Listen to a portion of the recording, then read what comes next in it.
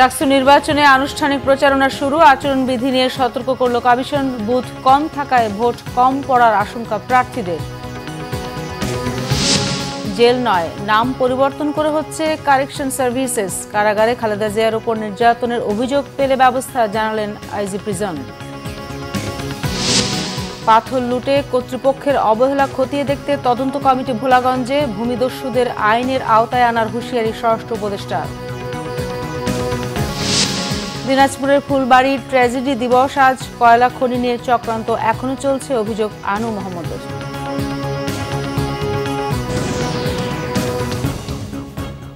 দেখছিলেন crown cement সংবাদ শিরোনাম, এবারে বিস্তারিত। ঢাকা বিশ্ববিদ্যালয় কেন্দ্রীয় ছাত্র সংসদ নির্বাচনের আনুষ্ঠানিক প্রচারণা শুরু হয়েছে। এদিকে ডাকসু নির্বাচনে চূড়ান্ত প্রার্থী তালিকা ঘোষণা করা হয়েছে। ২৮ জনের প্রার্থিতা প্রত্যাহারের পর চূড়ান্ত প্রার্থী রয়েছেন ৪৭১ জন। মঙ্গলবার সকাল থেকে বিশ্ববিদ্যালয় ক্যাম্পাসে প্রচারণা চালাচ্ছেন প্রার্থীরা। শিক্ষার্থীদের কাছে দিচ্ছেন নানা প্রতিশ্রুতি। বিশ্ববিদ্যালয়ের সিনেট ভবনে রিটার্নিং কর্মকর্তা প্রার্থীদের নির্বাচনী আচরণবিধি নিয়ে নানা নির্দেশনা দেন। এ সময় নির্বাচনী পরিবেশ ও আচরণবিধি নিয়ে অভিযোগ করেন অনেকে। বিশ্ববিদ্যালয়ের অভ্যন্তরীণ যেসব ফেসবুক পেজে অপপ্রচার চালানো হচ্ছে তা অবিলম্বে বন্ধ করার আহ্বান জানান ছাত্রদল সমর্থিত ভিপি প্রার্থী আবিদুল ইসলাম খান। এ সময় বৈষম্য বিরোধী ছাত্র সংসদের প্রার্থীরা অভিযোগ করেন, অনেক প্রার্থী নির্বাচনী আচরণবিধি ভঙ্গ করলেও বিশ্ববিদ্যালয় প্রশাসন কোনো ব্যবস্থা নেয়নি। এদিকে এবারে ডাকসু নির্বাচনে ৩ স্তরের নিরাপত্তা থাকছে বলে জানিয়েছেন রিটার্নিং কর্মকর্তা ডক্টর গোলাম রাব্বানী। জানান, স্ট্রাইকিং ফোর্স হিসেবে 7টি প্রবেশ মুখে থাকবে সেনাবাহিনী। নির্বাচন আচরণবিধি আমাদের কাছে মনে হচ্ছে আচরণবিধি একটা মূলা ঝুলানোর মতো। এবার আমরা দেখেছি বেশ কয়েকজন প্রার্থী তারা কিন্তু আচরণবিধি ভঙ্গ করেছেন। বিশ্ববিদ্যালয়ের প্রশাসন তাদের বিরুদ্ধে কোনো ব্যবস্থা নেয়নি। আমরা বারবার করে আচরণবিধি লঙ্ঘন হচ্ছে, আচরণবিধি লঙ্ঘন হচ্ছে বারবার করে বলে আসতেছি, কিন্তু ওই যে জেল আউট সেই কদুই কিন্তু। কেন্দ্রে রিটার্নিং অফিসার যারা দায়িত্বে থাকবেন ওনারা সেখানে হল এবং ডাকসু রেজাল্টটা ঘোষণা করে দিবেন। আমরা ফাইনালি ইভেন তোমাদের হাতে রেজাল্টটা থাকবে ডাকসুর, তোমরা শোনার পর সবগুলো যোগ করে তোমরা আনঅফিসিয়ালি একটা রেজাল্ট পেয়ে যাবে। ফাইনালি যখন আমাদের কাছে আসবে সেটা যতক্ষণই হোক আমরা তখন সবগুলো হল যোগ করে ডাকসুটা এখান থেকে অফিসিয়ালি ডিক্লেয়ার করব এবং হলগুলো এখান থেকে অফিসিয়ালি ডিক্লেয়ার করব। সেই সময়টুকু ধৈর্য ধারণ করার জন্য আমি অনুরোধ করবো এখানে যাতে কোনো ধরনের ধৈর্যের যাতে কোনো বিচ্যুতি না ঘটে, ইভেন মিডিয়ার ভাইরাও। দর্শক, ঢাকা বিশ্ববিদ্যালয় ক্যাম্পাসে আছেন বিশেষ প্রতিনিধি মহিবুল্লাহ মুহিব। সরাসরি কথা বলবো তার সাথে। মহিবুল্লাহ, চূড়ান্ত প্রার্থী তালিকা নিয়ে কি তথ্য আছে আপনার কাছে? আজকের ক্যাম্পাসের পরিস্থিতি আমাদের জানাবেন। রওশন, আমি এই মুহূর্তে রয়েছি ঢাকা বিশ্ববিদ্যালয়ের চারুকলা ইনস্টিটিউটের ভেতরে বকুলতলায় রয়েছি। আপনি আমার পেছনে নিশ্চয়ই দেখতে পাচ্ছেন এই মুহূর্তে ছাত্র শিবিরের যে প্যানেলটি রয়েছে ডাকসু নির্বাচনের, সেই প্যানেলের পক্ষ থেকে এখানে গণমাধ্যমের উদ্দেশ্যে ব্রিফিং করা হচ্ছে। এখানে একটি অপ্রীতিকর ঘটনা ঘটেছে। এই চারুকলা ইনস্টিটিউটের ভেতরে ডাকসু নির্বাচন কেন্দ্রিক যেই শিবিরের যে প্যানেলটি রয়েছে সেই প্যানেলের যে ফেস্টুন এখানে সাঁটানো হয়েছিল, সেই ফেস্টুনগুলোকে বিভিন্নভাবে ক্ষত করা হয়েছে। ফেস্টুনের ভেতরে যেই ছবিগুলো রয়েছে, অর্থাৎ শিবির প্যানেলের যারা প্রার্থী রয়েছেন সেই প্রত্যেকটি ছবিতে আঁকাউকি করে এবং কেটে বিভিন্ন অবয়ব তৈরি করা হয়েছে। কোনোটিকে পশুর অবয়ব দেওয়া হয়েছে, কোনোটিকে অন্ধত্বের অবয়ব দেওয়া হয়েছে, অর্থাৎ জুলাই আন্দোলনকেও কিছুটা বিকৃত করার চেষ্টা হয়েছে প্রতিটি ছবিতে। এবং যে কারণেই শিবিরের নেতাকর্মী যারা রয়েছেন, তাদের প্যানেলের যারা রয়েছেন, তাদের মধ্যে এক ধরনের ক্ষোভ তৈরি হয়েছে। সেই ক্ষোভের প্রেক্ষিতে তারা বলছে যে বিশ্ববিদ্যালয় কর্তৃপক্ষ তারা যাতে এই বিষয়টিকে দ্রুত গতিতে তদন্তের মাধ্যমে তারা এটির বিরুদ্ধে ব্যবস্থা নেয়। তারা যেটি বলেছেন যে এটির কিন্তু সিসিটিভি ফুটেজ রয়েছে এবং এই সিসিটিভি ফুটেজ দেখে যারা এই অঘটনটি ঘটেছে বা এই ধরনের অপ্রীতিকর ঘটনা ঘটিয়েছে তাদেরকে চিহ্নিত করার জন্য জোর দাবি জানিয়েছেন। তো এই ছিল আমার কাছে চারুকলা ইনস্টিটিউটের সামনে থেকে শিবিরের সংবাদ সম্মেলনের সার্বিক পরিস্থিতির তথ্য। ধন্যবাদ মহিবুল্লাহ মুহিব। জাহাঙ্গীরনগর বিশ্ববিদ্যালয় কেন্দ্রীয় ছাত্র সংসদ ডাকসু নির্বাচনের খসড়া প্রার্থী তালিকা প্রকাশের পর মনোনয়নপত্রের বৈধতা বাতিলের বিরুদ্ধে আপিল গ্রহণ করা হয়েছে। বিশ্ববিদ্যালয়ের সিনেট ভবনে জাকসু নির্বাচন কমিশন কার্যালয়ে খসড়া তালিকায় বাদ পড়া প্রার্থীরা আপিল আবেদন করেছেন। মোট 276টি মনোনয়নপত্র দাখিলের পর ভিপি পদে 20 জন, জিএস পদে 17 জন, এজিএস নারী পদে 9 জন, এজিএস পুরুষ পদে 21 জন সহ মোট 256 জন প্রার্থীর মনোনয়নপত্র বৈধ ঘোষণা করা হয়। বাতিল হয় 20টি মনোনয়নপত্র। নির্বাচন কমিশন জানায়, স্নাতকোত্তর চূড়ান্ত পর্বের পরীক্ষা শেষ হওয়ার পরও আবেদন এক ব্যক্তির একাধিক প্রার্থীকে সমর্থন ও প্রস্তাবকারী হওয়া এবং মনোনয়নপত্রের তথ্যে ভুলসহ নানা অসঙ্গতির জন্য এসব ফর্ম বাতিল করা হয়েছে। 27 আগস্ট আপিলের শুনানি ও রায় শেষে আগামী 29 আগস্ট চূড়ান্ত প্রার্থী তালিকা প্রকাশের পর শুরু হবে আনুষ্ঠানিক প্রচারণা। আগামী 11 সেপ্টেম্বর জাকসু ও হল সংসদ নির্বাচনের ভোট হবে। ভোটার বিশ্ববিদ্যালয়ের 11,919 জন শিক্ষার্থী। জেলের নাম পরিবর্তন করে কারেকশন সার্ভিসেস বাংলাদেশ করা হচ্ছে জানিয়েছেন কারা মহাপরিদর্শক ব্রিগেডিয়ার জেনারেল সৈয়দ মোতাহের হোসেন।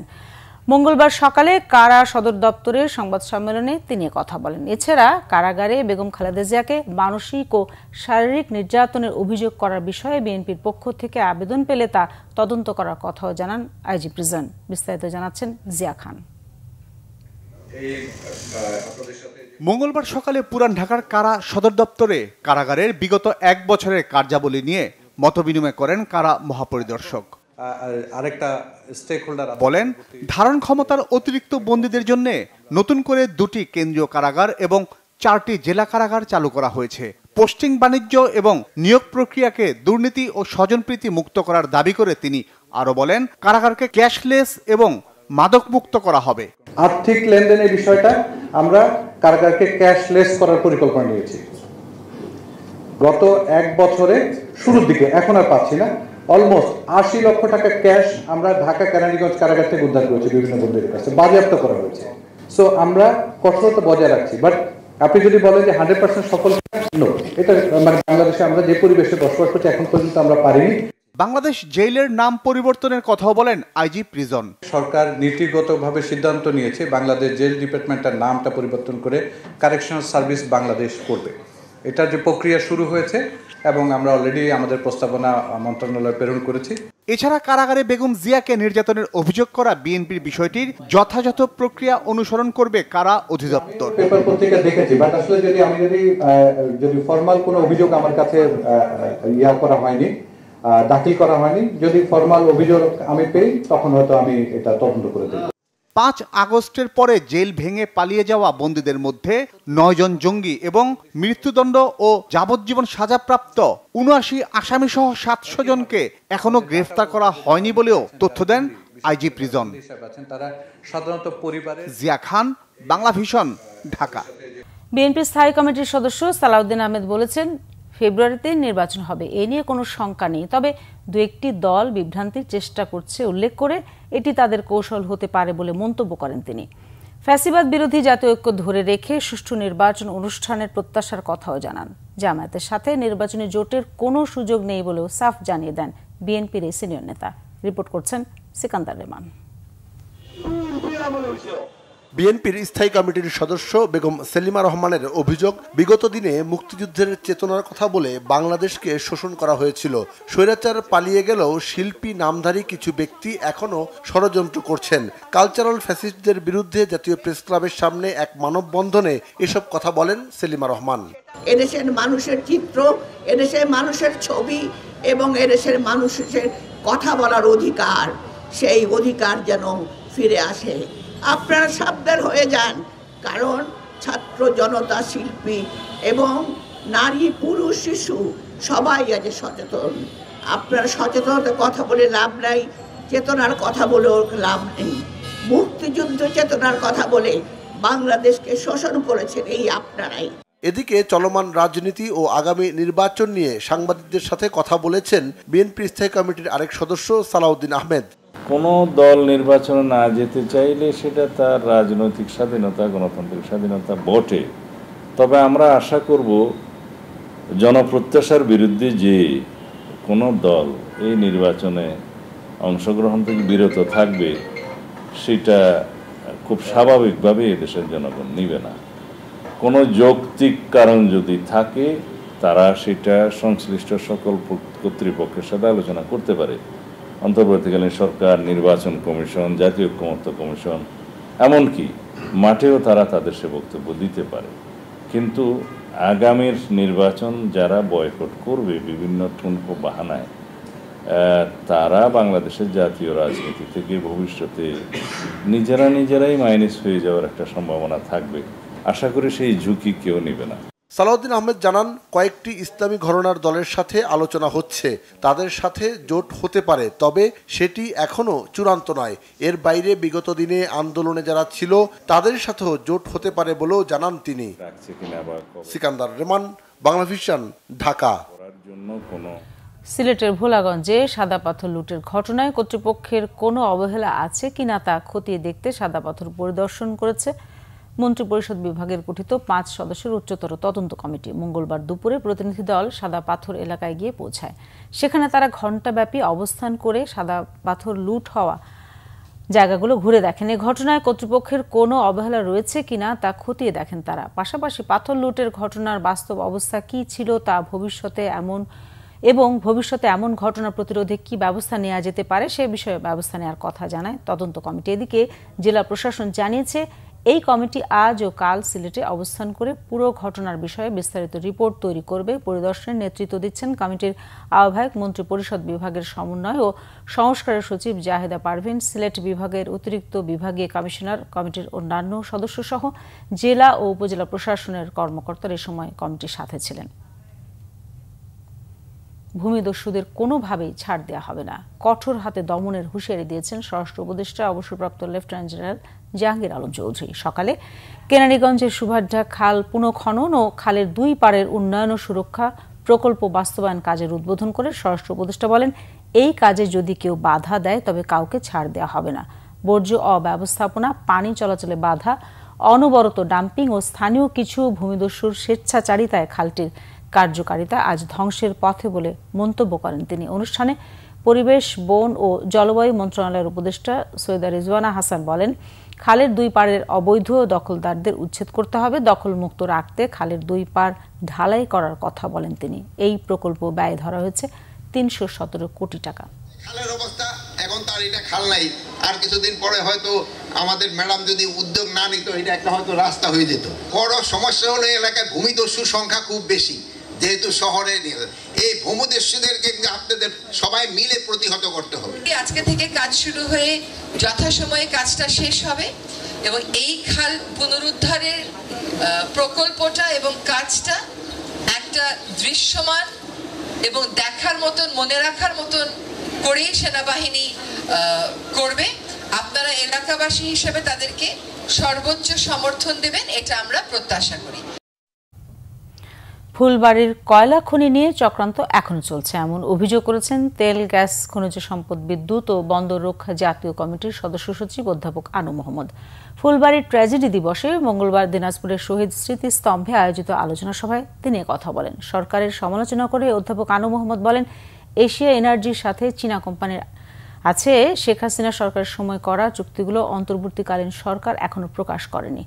অভিযোগ করেন, জনগণের আপত্তি উপেক্ষা করে চট্টগ্রাম বন্দরও বিদেশি কোম্পানির হাতে তুলে দিতে চায় সরকার। এর আগে সকাল 11টায় তেল, গ্যাস, খনিজ সম্পদ, বিদ্যুৎ ও বন্দর রক্ষা জাতীয় কমিটির ফুলবাড়ি শাখার উদ্যোগে শোক র্যালি ও শহীদ বেদিতে শ্রদ্ধা নিবেদন করা হয়। দিবসটি উপলক্ষে নানা কর্মসূচি পালন করেছে বিভিন্ন সংগঠন। মহাপরিকল্পনার অধীনে কয়লা ভিত্তিক বিদ্যুৎ কেন্দ্র, এলএনজি, পারমাণবিক শেখ হাসিনা শুরু করেছিল, এই সরকার সেগুলোই অব্যাহত রাখছে। শেখ হাসিনা চট্টগ্রাম বন্দর বিদেশি কোম্পানিকে দেওয়ার জন্য কাজ শুরু করেছিল, যে বিদেশি কোম্পানিকে, সেই বিদেশি কোম্পানিগুলিকেই এই সরকার টেন্ডার ছাড়া, জনগণের সম্মতি ছাড়া, জনগণের প্রতিবাদ সত্ত্বেও সেই কোম্পানিগুলোকে, শেখ হাসিনার কোম্পানিগুলোকেই আবার এই সরকারও সেখানে বিদেশি কোম্পানির হাতে তুলে দেওয়া মানে হচ্ছে পুরো অর্থনীতির যে কেন্দ্রীয় ক্ষমতা সেটা আপনি বিদেশি কোম্পানির হাতে তুলে দিচ্ছেন।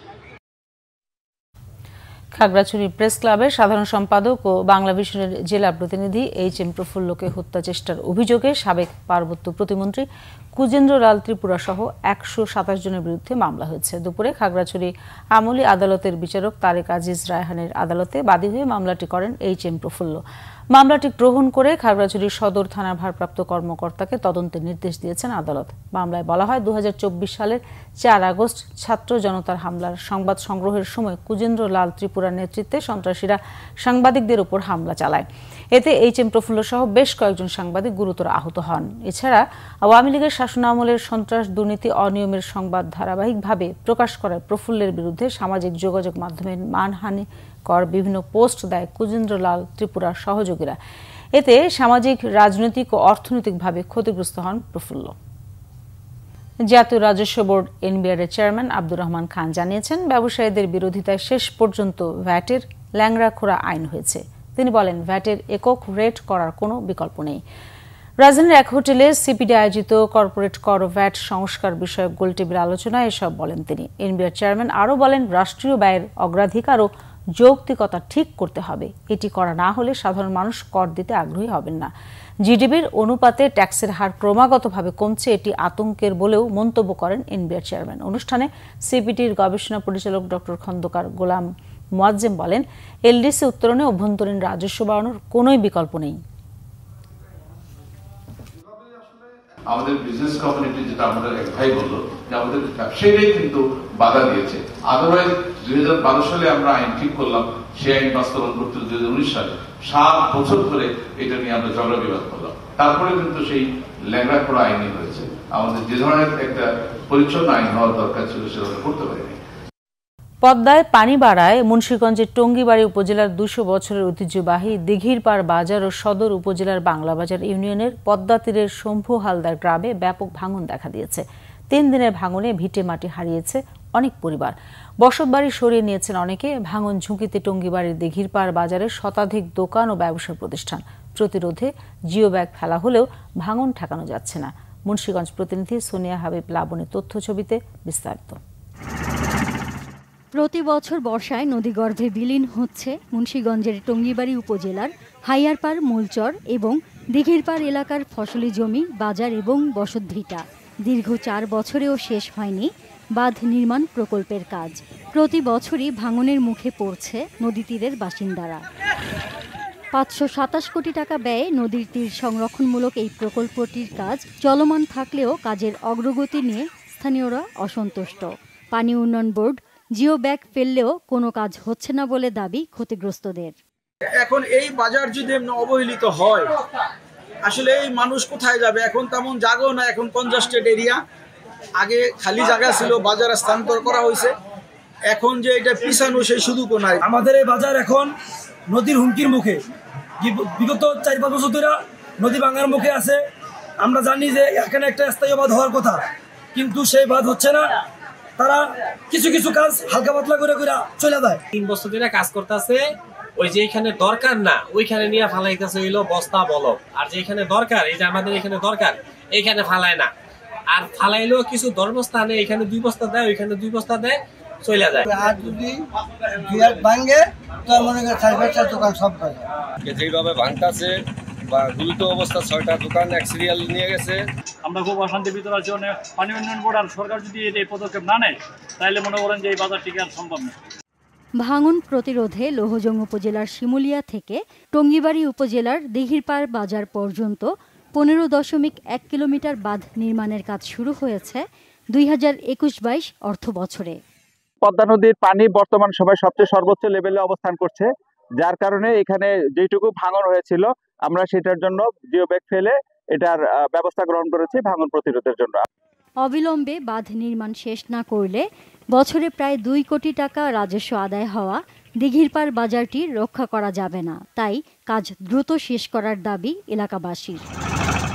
Bangla vision news desk. 5 বছর আগে চট্টগ্রাম মহানগরের বন্দর এলাকায় হাত পা বেঁধে শ্বাসরোধে এক যুবককে হত্যার দায়ে 2 আসামিকে মৃত্যুদণ্ড এবং 1 আসামিকে যাবজ্জীবন কারাদণ্ড দিয়েছে আদালত। চট্টগ্রাম 3য় অতিরিক্ত মহানগর দায়রা জজ নিশাদুজ্জামান এই রায় দেন। মৃত্যুদণ্ডপ্রাপ্তরা হল মোহাম্মদ হৃদয় ও মোহাম্মদ সজীব। যাবজ্জীবন কারাদণ্ডের দণ্ডিত আসামি মোহাম্মদ আহসান ওরফে ইয়াসিন। হত্যাকাণ্ডের শিকার মাহফুজুর রহমান মহানগরীর ইপিজেড এলাকার নিউ মোরিং মার্কেটের সামনে বুলু মাঝির দোকানে পুরাতন কাপড়ের ব্যবসা করতেন। 2020 সালের 1 মে রাতে আসামিরা পূর্ব শত্রুতার জেরে ভিকটিম মাহফুজুর রহমানকে তার দোকানে হাত পা বেঁধে মুখে কাপড় ঢুকিয়ে পলিথিনে মাথা ঢুকিয়ে শ্বাসরোধে হত্যা করে, পরে মরদেহ রশিতে ঝুলিয়ে আত্মহত্যার নাটক সাজায়। এই ঘটনায় পরদিন হত্যা মামলা করেন নিহত মাহফুজুরের বাবা আব্দুর রহমান। এদিকে কক্সবাজারের মহেশখালীর মাতার বাড়িতে মাহিয়া নামের 7 বছরের শিশুকে ধর্ষণের পর শ্বাসরোধে হত্যার দায়ের সুলাইমান নামে এক যুবককে মৃত্যুদণ্ড দিয়েছেন আদালত। দুপুরে কক্সবাজারের নারী ও শিশু নির্যাতন দমন ট্রাইব্যুনাল 2-এর বিচারক মোহাম্মদ ওসমান গনি বহুল আলোচিত এই মামলার রায় দেন। একই সাথে অপহরণ, মরদেহ গুমের দায়ে 2 ধাপে যাবজ্জীবন কারাদণ্ড দেয়া হয়। দণ্ডপ্রাপ্ত যুবক সুলেমান উখিয়ার সৈয়দ করিমের ছেলে। রায়ে শিশু মাহিয়ার পরিবার সন্তুষ্টি প্রকাশ করেছে। ধামরাইয়ের জয়পুরা এলাকায় একটি পোশাক কারখানা নোটিশ ছাড়াই বন্ধ ঘোষণা করেছে কর্তৃপক্ষ। সকালে কর্মস্থলে গিয়ে ফ্যাক্টরির গেট বন্ধ দেখে ঢাকা আরিচা মহাসড়ক অবরোধ করে বিক্ষোভে নামে শ্রমিকরা। তাদের অভিযোগ, কাজ না থাকায় মমো ফ্যাশন লিমিটেড নামের কারখানাটি বন্ধ করে দেওয়া হয়েছে। আগে কোনো নোটিশ ছাড়াই ফ্যাক্টরিটি বন্ধ করে দেয় শ্রমিকদের মধ্যে চরম ক্ষোভ ও হতাশা দেখা দেয়। এর প্রতিবাদে তারা ঢাকা আরিচা মহাসড়ক অবরোধ করে বিক্ষোভ সমাবেশ করে। এ সময় দীর্ঘ যানজটের সৃষ্টি হলে শিল্প পুলিশ, সেনাবাহিনীর একটি দল সেখানে যায়। তারা কারখানা কর্তৃপক্ষের সাথেও আন্দোলনকারী শ্রমিকদের সাথে আলোচনার ব্যবস্থা করবেন বলে আশ্বাস দিলে সড়ক থেকে আন্দোলনকারীরা সরে গেলে স্বাভাবিক হয় ওই রুটে যান চলাচল। এবারে দেশের বিভিন্ন জায়গার আরও কিছু খবর নিয়ে রয়েছে একটি ডেস্ক রিপোর্ট। কেন্দ্রীয় কর্মসূচির অংশ হিসেবে জাতীয়তাবাদী স্বেচ্ছাসেবক দলের মতবিনিময় সভা হয়েছে গাইবান্ধায়। জেলা শিল্পকলা একাডেমি মিলনায়তনে এতে প্রধান অতিথি ছিলেন স্বেচ্ছাসেবক দলের কেন্দ্রীয় কমিটির সভাপতি SM জিলানি। তৃণমূল পর্যায়ে মহিলা দলকে সুসংগঠিত করতে উঠান বৈঠক হয়েছে খাগড়াছড়ির মাটিরাঙ্গায়। এতে প্রধান অতিথি হিসেবে বক্তব্য রাখেন জেলা মহিলা দলের সভাপতি কোহেলি দেওয়ান। টাঙ্গাইলের মির্জাপুরে অভিযান চালিয়ে খাদ্য বান্ধব কর্মসূচির 3 টন চাল উদ্ধার করেছে যৌথ বাহিনী। রাতে জামুরকি বাজারে অভিযানের বিষয়টি নিশ্চিত করেন উপজেলা নির্বাহী কর্মকর্তা ABM আরিফুল ইসলাম। 7 দফা দাবিতে ময়মনসিংহের জেলা প্রশাসকের মাধ্যমে প্রধান উপদেষ্টার কাছে স্মারকলিপি জমা দিয়েছে ডিপ্লোমা ইঞ্জিনিয়ারিং ছাত্র শিক্ষক পেশাজীবী সংগ্রাম পরিষদ। সকালে স্মারকলিপি দেওয়া হয় জেলা প্রশাসক মফিদুল আলমকে। একই দাবিতে স্মারকলিপি জমা দেওয়া হয়েছে নাটোরেও। সকালে জেলা প্রশাসক আসমা শাহিনকে স্মারকলিপি দেন সংগঠনটির জেলা কমিটির নেতাকর্মীরা। HSC পরীক্ষার্থীর ওপর সন্ত্রাসী হামলার প্রতিবাদে বিক্ষোভ মিছিল ও মানববন্ধন হয়েছে ঝালকাঠিতে। সকালে সদর উপজেলার নবগ্রাম সড়কে এই কর্মসূচি পালন করেন Nabagram model high school and কলেজের শিক্ষার্থীরা। গোপালগঞ্জে শেষ হয়েছে 4 দিনব্যাপী মহানাম যজ্ঞানুষ্ঠান। ভোরে সিলনা শ্রী শ্রী রায় রসরাজ সেবা আশ্রমে নগর কীর্তন ও প্রসাদ বিতরণের মধ্য দিয়ে শেষ হয় যজ্ঞানুষ্ঠানটি। Bangla vision news desk.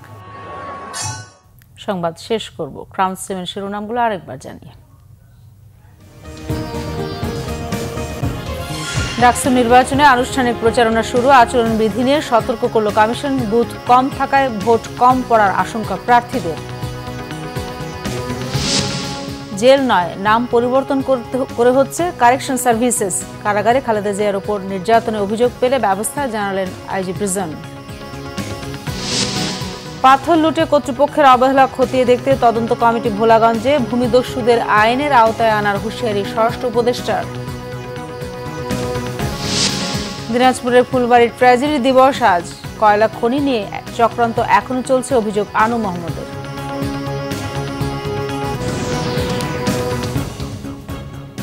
দর্শক, এই ছিল এখনকার মতো। পরের সংবাদ সন্ধ্যা 7:30টায় দেখার আমন্ত্রণ রইল। এছাড়া বাংলা ভিশন সংবাদ ও সংবাদ সংশ্লিষ্ট অনুষ্ঠান দেখতে ভিজিট করুন www.bvnews24.com ও facebook.com/banglavisionnews এবং সাবস্ক্রাইব করুন youtube.com/banglavisionnews। ধন্যবাদ সবাইকে এতক্ষণ সাথে থাকার জন্য।